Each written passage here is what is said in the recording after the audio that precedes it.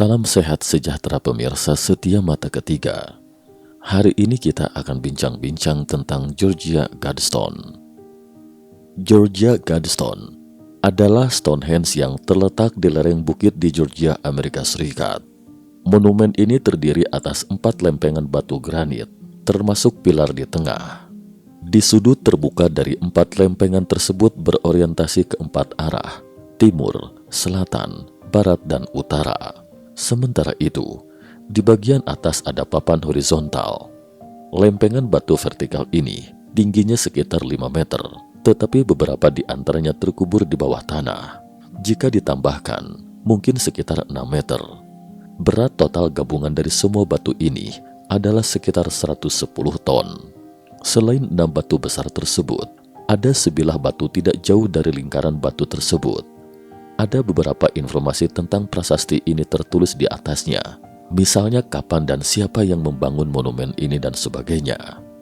Stonehenge ini ditempatkan di sini oleh orang tak dikenal pada tahun 1980 dan sudah lebih dari 40 tahun hingga sekarang. Monumen ini juga merupakan landmark lokal, tapi Stonehenge ini diledakkan dengan bahan peledak pada malam 6 Juli 2022 lalu. Sebuah batu vertikal hancur berkeping-keping. Beberapa bagian lainnya juga rusak bervariasi. Pada malam pengeboman itu, video pengawasan menangkap seluruh proses pengeboman Stonehenge dan juga merekam penampilan tersangka saat melarikan diri. Polisi saat itu memburu tersangka berdasarkan petunjuk yang ada, tapi sampai sekarang tidak ada kemajuan berarti.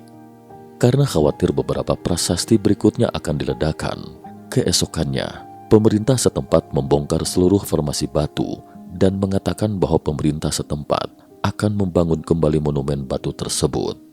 Mengapa Stonehenge ini diledakkan telah memicu perdebatan sengit sejak kemunculannya. Banyak orang yang mengatakan bahwa prasasti ini dibangun oleh para pemuja setan. Selain itu, prasasti ini dibangun dalam jarak 666 mil dari gedung markas besar PBB. Angka 666 ini umumnya melambangkan iblis. Tim Mata Ketiga juga mencoba mencari tahu jarak persisnya dengan mengukur lokasi tersebut melalui Google Maps. Dan jaraknya memang terpantau sekitar 664,4 mil. Mengingat kesalahan pengukuran, sangat mungkin monumen batu ini memang sengaja dibangun di sana sesuai dengan titik lokasi gedung markas besar PBB. Lalu, apa sebenarnya yang tertulis di prasasti ini sehingga menimbulkan kontroversi?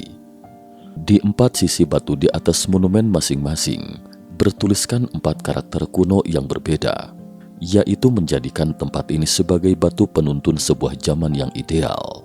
Masing-masing adalah aksara Paku, aksara Yunani kuno, Sanskerta, dan Mesir kuno.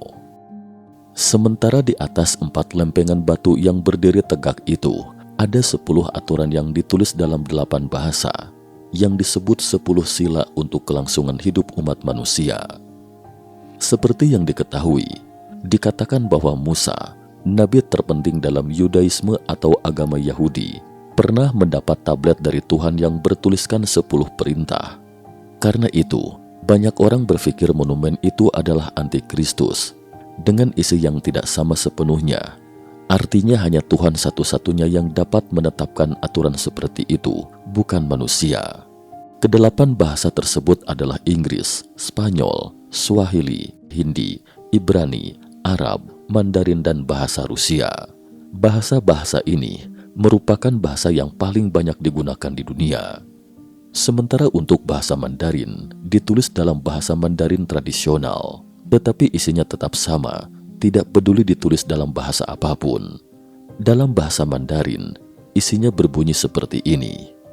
Pertama, menjaga penduduk dunia agar tidak lebih dari 500 juta orang dan hidup berdampingan dengan alam selamanya. Kedua, panduan reproduksi yang bijaksana meningkatkan kebugaran dan keanekaragaman. Ketiga, menyatukan umat manusia dengan bahasa tunggal. Keempat, mengendalikan hawa nafsu, keyakinan, tradisi, dan segala sesuatu secara rasional atau spiritualitas dalam menjalani kehidupan. Kelima, melindungi manusia dan bangsa-bangsa dengan hukum yang adil dan sistem pengadilan. Keenam, biarkan semua bangsa memiliki aturan internal eksternal guna menyelesaikan sengketa di pengadilan dunia. Ketujuh, menghapus undang-undang yang tidak penting dan singkirkan pejabat yang tidak berguna. Kedelapan, menyeimbangkan hak pribadi dengan tugas sosial. Kesembilan, hargai kebenaran, keindahan, cinta, dan mencari harmoni dengan alam semesta. Kesepuluh, jangan menjadi kanker pada bumi, sisakan ruang untuk alam, sisakan ruang untuk alam. Kata-kata ini ditekankan secara berulang. Mungkin ada yang mencermati, semua bahasa lainnya diukir dalam cetakan, hanya bahasa Mandarin yang ditulis tangan, entah apa sebabnya. Sebagian besar dari 10 poin ini tampaknya tidak ada sesuatu yang ganjil, tidak ada bedanya dengan apa yang saat ini kita gaungkan, yaitu perdamaian dunia, perlindungan lingkungan, dan membuat dunia penuh cinta kasih. Namun pasal pertama jelas sedikit banyak menimbulkan kepanikan. Ini adalah inisiatif untuk membatasi populasi dunia. Dikatakan bahwa jika manusia ingin hidup berdampingan dengan alam, maka umat manusia tidak boleh lebih dari 500 juta penduduk. Sementara populasi kita saat ini hampir 8 miliar orang.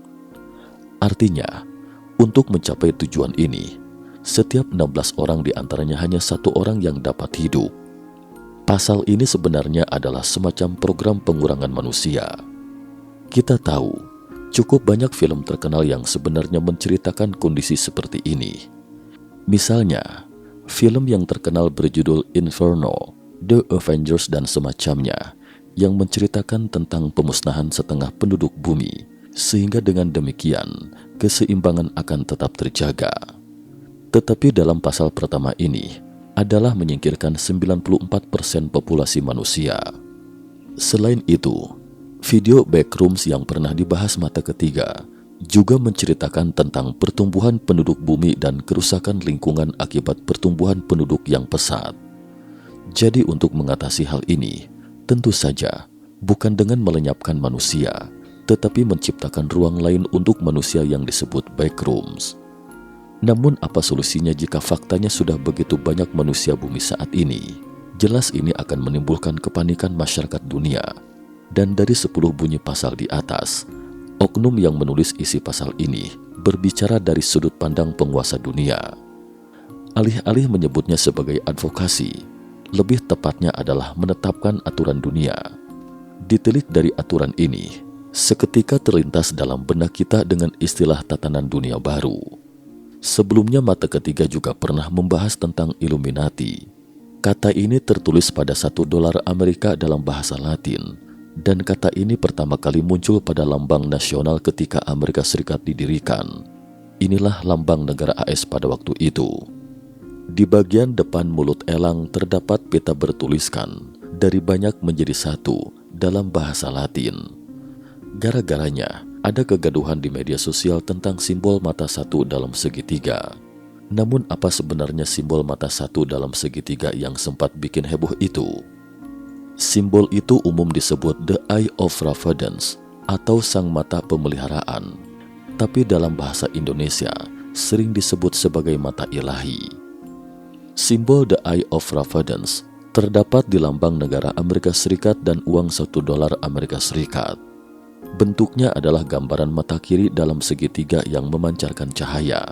Mata itu bersinar di atas piramida berpuncak tak sempurna dengan 13 tingkat. Ada angka Romawi di tingkat terbawah piramida, yakni MDCCL atau tahun kemerdekaan AS pada 1776. Simbol mata satu dan piramida dilengkapi moto bahasa Latin, Annuit Coeptis dan Novus Ordo Seclorum. Apa maksud semua itu? Dari edaran Departemen Luar Negeri AS, piramida adalah perlambang kekuatan dan ketahanan. Annuit Coeptis artinya dia yang menyetujui usaha kita. Siapa yang menyetujui? Sang Maha Pemelihara yang disimbolkan dalam mata satu.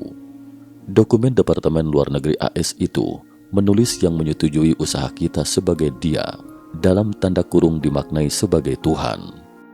Motto Novus Ordo Seclorum artinya tatanan zaman baru. Maksudnya adalah era baru sesudah kemerdekaan Amerika 1776. Desain itulah yang kemudian juga dipakai di uang $1 AS pada 1935. Presiden Franklin D. Roosevelt menerima desain itu dengan beberapa perubahan di bagian lain. Simbol religius. The Eye of Providence memantik teori konspirasi. Simbol itu dikaitkan dengan Illuminati, organisasi rahasia yang menurut teori konspirasi bertanggung jawab atas kekacauan dunia. Sebenarnya simbol mata satu semacam itu telah ada sejak era Mesir kuno, yakni simbol Dewa Horus. Simbol mata Horus menjadi jimat, disebut Wadjet, melawan mata jahat. Masyarakat Mesir kuno percaya orang sukses akan mengundang iri hati orang di sekitar. Mata jahat adalah simbol mata orang yang iri hati, mata yang mengutuk. Soal simbol mata, ini ada kaitannya dengan Mazmur, Perjanjian Lama, pasal 33 ayat 18. Bunyinya, sesungguhnya mata Tuhan tertuju kepada mereka yang takut akan Dia. Mata itu sendiri melambangkan mata yang maha melihat atau all-seeing eye, yakni Tuhan Bapa. Bagaimana dengan Freemason? Freemason adalah organisasi rahasia yang lebih dulu ada ketimbang Illuminati. Freemason menggunakan simbol The Eye of Providence justru setelah simbol itu dirancang sebagai lambang negara AS. Simbol itu digunakan Freemason mulai 1797. Desain mata itu dimaksudkan supaya anggota Freemason senantiasa merasa diawasi agar tidak membocorkan rahasia organisasinya. Benjamin Franklin adalah salah satu bapak pendiri AS yang dipastikan sebagai anggota Freemason. Namun desain dari Franklin dan kawan-kawan tidak sampai ke meja Kongres. Tidak seperti desain Du Cimetière pada 1776 yang sampai ke Kongres meski saat itu kurang mendapat persetujuan. Simbol The Eye of Providence juga digunakan Illuminati dengan penggambaran di atas piramida bertingkat 13, sama seperti desain lambang negara AS yang lebih dulu ada. Illuminati punya 13 tingkatan, terdiri dari kelas pertama, Initiate, Novice, Minerval, Illuminatus Minor. Dilanjut kelas kedua, Apprentice, Fellow, Master, Illuminatus Major, Illuminatus Dirigens. Yang tertinggi adalah kelas ketiga, Priest, Friends, Magus, dan paling tinggi adalah King. Filsuf dari Inggris, Julian Baggini mengatakan, jika benar Illuminati itu ada, itu akan menjadi organisasi rahasia yang paling tidak rahasia di dunia. Soalnya informasinya sudah banyak tersedia lewat Google. Teori konspirasi tentang Illuminati selalu mengandaikan adanya kelompok elit rahasia yang berkuasa, beroperasi demi kepentingan sendiri. Baggini menilai wajar saja bila orang percaya dengan teori konspirasi semacam itu. Soalnya sifat dasar manusia memang selalu mencari pola dasar dari setiap kejadian. Manusia juga sering meyakini bahwa setiap kejadian pastilah didasari maksud tertentu dan ada polanya, meski pada kenyataannya tidak selalu demikian. Teori konspirasi hanyalah upaya alamiah manusia untuk menemukan pola dari realitas yang acak-acakan. Upaya pencarian pola ini sebenarnya sah-sah saja, meski belum tentu benar. Namanya juga usaha. Dunia ini membingungkan dan rumit. Hampir semua dari kita mencoba untuk merapikan semua itu. Itulah mengapa ada banyak disiplin seperti ilmu sosial, ekonomika, dan hubungan internasional. Semua membutuhkan waktu, intelijensi, atau pendidikan yang kebanyakan dari kita kurang mendapatkannya. Tak heran jika kita sering mengambil jalan pintas, cara kotor, untuk membuat dunia bisa dipahami. Tulis Baggini. Di Amerika Serikat, 28% masyarakatnya percaya ada elit berkuasa rahasia dengan agenda global, tengah berkonspirasi menciptakan tatanan dunia baru yang otoriter, New World Order. Ini dipotret oleh Survey Public Policy Polling, lembaga yang dekat dengan kaum Demokrat, pada 2013. Istilah tatanan dunia baru berasal dari penyair Romawi kuno, Virgil Cyclops. Penyair paling terkenal di dunia Romawi. Publius Vergilius Maro, atau umumnya dikenal sebagai Virgil ini, lahir pada 15 Oktober 70 sebelum Masehi di Andes, dekat Mantua, Italia, dan meninggal pada tahun 19 sebelum Masehi. Tapi dia menubuatkan kelahiran Yesus di Eklogus. Dia menubuatkan bahwa seorang anak akan lahir. Ia akan membawa sebuah era keemasan yang baru ke dunia. Ia akan menghapus dosa dan ketakutan di bumi. Ia akan membawa kedamaian ke dunia dengan keindahan kebapaannya. Cukup sampai di sini dulu episode hari ini. Nantikan sambungannya pada episode terakhir. Terima kasih atas perhatiannya.